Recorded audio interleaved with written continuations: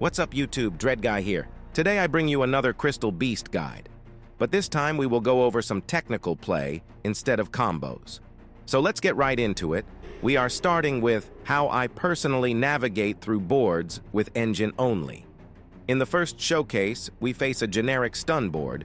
We are going to break it with bond plus bridge only and go into our combo. Start by bouncing the Fossil Dyna via bridge because we need to special summon. This right here is what makes Bridge of Heart utterly insane. A free out against stuff like Floodgates and a Palooza. Now we summon Eagle from the deck. It's worthy to note that Crystal Beast generally plays well into Floodgates like Tikaboo and Gozen Match, for example. Here comes the part that is crucial. I always see new players taking too long to bring Ruby into the rotation. What I mean by that is that you need to make Golden Rule live as soon as possible. In this scenario, we place Ruby and pop her to search our follow-up.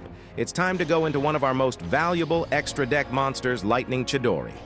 We proceed to spin the face-down card back into the deck, and out the face-up Gozen Match so we can open the way for the one and only Giga Chad, Zeus, and good night.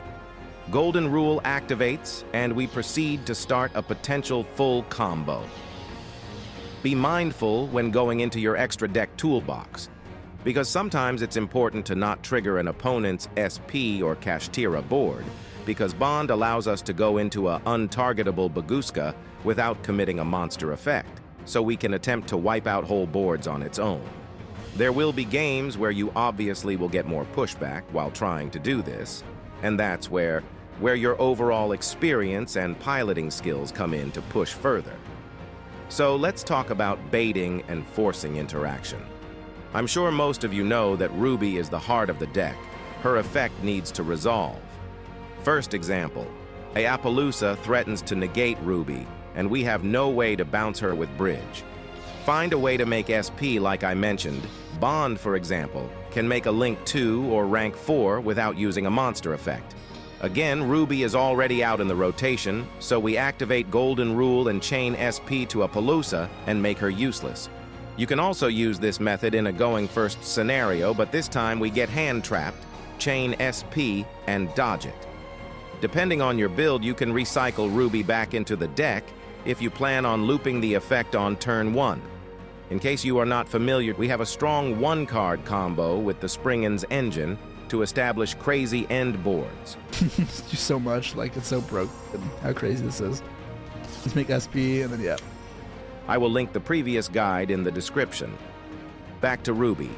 Keep in mind that there are even non-engine cards like Droplet, Book of Eclipse, and Final Bringer's Bellow to dodge cards that would negate Ruby. The aforementioned cards are flexible for going first and going second, which make them even better. Now we go over minor but still useful interactions. Here we have the infamous Baguska lock. I don't have to explain this one, just watch this clip, LOL.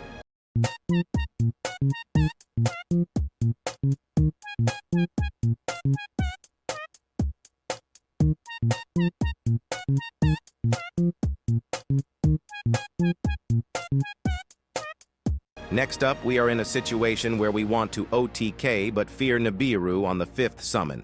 No problem, search out Awakening and go into the battle phase where Nibiru is disabled. Summon your last body to reach 8k or Ruby in case you need to soul charge your back row to go for lethal.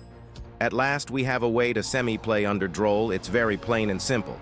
Basically, if you fear a incoming Droll, find a way to dump Salvation but don't chain it yet. Your first search should access Golden Rule. Now if you get hit, you can chain Salvation to end on something depending on your build. If open with Awakening and a Rainbow Dragon, you have similar options since you can chain it. And even use it in your draw phase where your opponent can't chain Droll. Last but not least, if you want to learn more about the deck, my friend Ollie provides a TCG Crystal Beast guide written by him with the help Neshi and others, myself included. It is linked in the description. That's it, guys. Much love, hope this was helpful, and let me know if you want guides like this more frequently. See you in the next video for more Crystal Peak.